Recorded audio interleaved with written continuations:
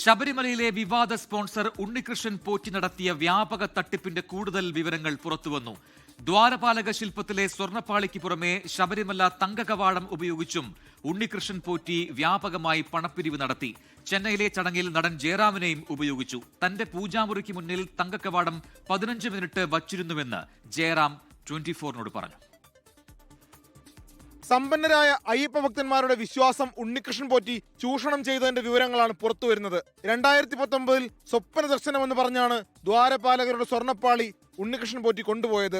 ഒപ്പം വിജയ് മല്യ സ്വർണം പൂശി നൽകിയ ശ്രീകോവിൽ കവാടം മാറ്റണമെന്നും സ്പോൺസർ ഉണ്ടെന്നും ഉണ്ണികൃഷ്ണൻ പോറ്റി പറഞ്ഞു. ദേവസ്വം ബോർഡ് ഉണ്ണികൃഷ്ണൻ പോറ്റിക്ക് അനുമതിയും നൽകി. സ്വർണ്ണപ്പാളി ബംഗളൂരുവിൽ പ്രദർശിപ്പിച്ച് പണം ഈടാക്കി. തങ്കകവാടം ആന്ധ്രയിലെ വ്യവസായിയുടെ സംഭാവനയായിരുന്നു.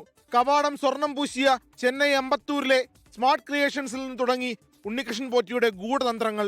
അയ്യപ്പ ഭക്തരായ നടൻ ജയറാം, ഗായകൻ വീരമണി രാജു, വ്യവസായി കുമാർ എന്നിവരുടെ സാന്നിധ്യത്തിൽ പൂജാ ചടങ്ങ്. പിന്നാലെ ജയറാമിന്റെ വീട്ടിലേക്ക്. അതിനുശേഷം 1 മിനിറ്റ് എന്റെ ഏകദേശം ഒരു 10-15 മിനിറ്റ് എന്റെ പൂജാ റൂമിന്റെ അവിടെ കൊണ്ട് കാണിച്ചിട്ട് അങ്ങനെ കൊണ്ടുപോയി അവര്. കോട്ടയം ഇളമ്പള്ളി ശ്രീ ധർമ്മശാസ്ത്ര ക്ഷേത്രത്തിൽ തങ്കകവാടം പ്രദർശനത്തിന് വെച്ചു. ശബരിമലയിലേക്കുള്ള യാത്രാമധ്യേ പണസമാഹരണത്തിന്റെ വഴികൾ ഉണ്ണികൃഷ്ണൻ പോറ്റി മുതലാക്കി. മൂവാറ്റുപുഴയിലെ അജികുമാർ എന്നയാളുടെ വീട്ടിൽ സ്വർണ്ണപ്പാളികൾ ഒരു രാത്രിയും പകലും സൂക്ഷിച്ചു. ഇതിന് ലക്ഷങ്ങൾ ഈടാക്കി. ശബരിമലയിലെ നെയ്യഭിഷേകത്തിന്റെ പേരിലും ഭക്തരിൽ നിന്ന് ഉണ്ണികൃഷ്ണൻ പോറ്റി ലക്ഷക്കണക്കിന് രൂപ പിരിച്ചെന്ന് ദേവസ്വം വിജിലൻസിന് വിവരം ലഭിച്ചു. 24 തിരുവനന്തപുരം. ലോകത്തെവിടെയായാലും ഏത് സമയത്തും 24 വാർത്തകളും ഓഗ്മെന്റഡ് റിയാലിറ്റി പാക്കേജുകളും എക്സ്പ്ലെയിനറുകളും വിശദമായി കാണാൻ ഞങ്ങളുടെ യൂട്യൂബ് ചാനൽ നിങ്ങൾക്ക് സബ്സ്ക്രൈബ് ചെയ്യാം.